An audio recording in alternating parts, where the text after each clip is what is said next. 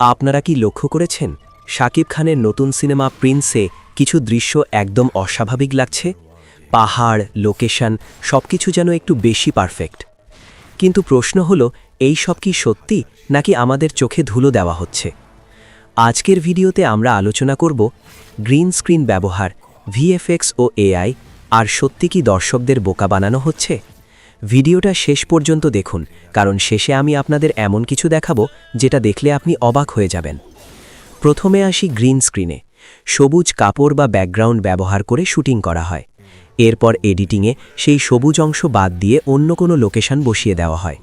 উদাহরণ, পাহাড়, বিদেশি লোকেশন, অ্যাকশন সিন। এটা হলিউডেও হয়, বলিউডেও হয়, এটা নতুন কিছু না। এখন আসি মূল বিষয়, প্রিন্স মুভি। কিছু দৃশ্য দেখলে মনে হয় লাইটিং ঠিকমতো ম্যাচ করছে না, ব্যাকগ্রাউন্ড একটু কৃত্রিম, ক্যারেক্টার আর লোকেশন আলাদা লাগছে। এই জিনিসগুলো সাধারণত গ্রিন স্ক্রিন ব্যবহারের কারণে হয়। বিশেষ করে পাহাড়ের দৃশ্যগুলো অনেকেই বলছেন এগুলো আসল না, বরং এডিট করা। এখনকার যুগে এআই ব্যবহার অনেক বেড়ে গেছে।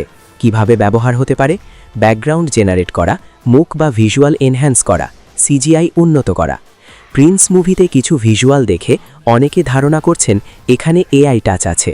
তবে এটা এখনও নিশ্চিতভাবে প্রমাণিত না, এটা শুধু বিশ্লেষণ।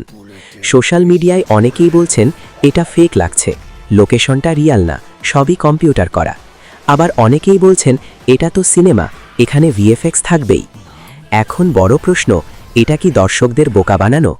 আমার মতে না, পুরোপুরি না। কারণ সিনেমা মানেই কল্পনা, ভিএফএক্স মানেই বাস্তবের বাইরে কিছু দেখানো। কিন্তু সমস্যা তখনই হয় যখন ভিএফএক্স ভালোভাবে করা হয় না, তখন সেটা চোখে লাগে। বাংলাদেশের সিনেমা ইন্ডাস্ট্রিতে বাজেট সীমিত, তাই বিদেশে গিয়ে শুটিং না করে গ্রিন স্ক্রিন ব্যবহার করাটা অনেক সময় বাধ্যতামূলক। শেষ কথা হলো, এটা প্রতারণা না, বরং টেকনোলজির ব্যবহার, কিন্তু কোয়ালিটি ভালো হওয়া জরুরি। আপনার কি মনে হয় প্রিন্স মুভি কি সত্যি আমাদের বোকা বানাচ্ছে, নাকি এটা শুধু সিনেমাটিক ট্রিক? কমেন্টে আপনার মতামত জানান। ভিডিও ভালো লাগলে লাইক দিন, শেয়ার করুন আর সাবস্ক্রাইব করতে ভুলবেন না।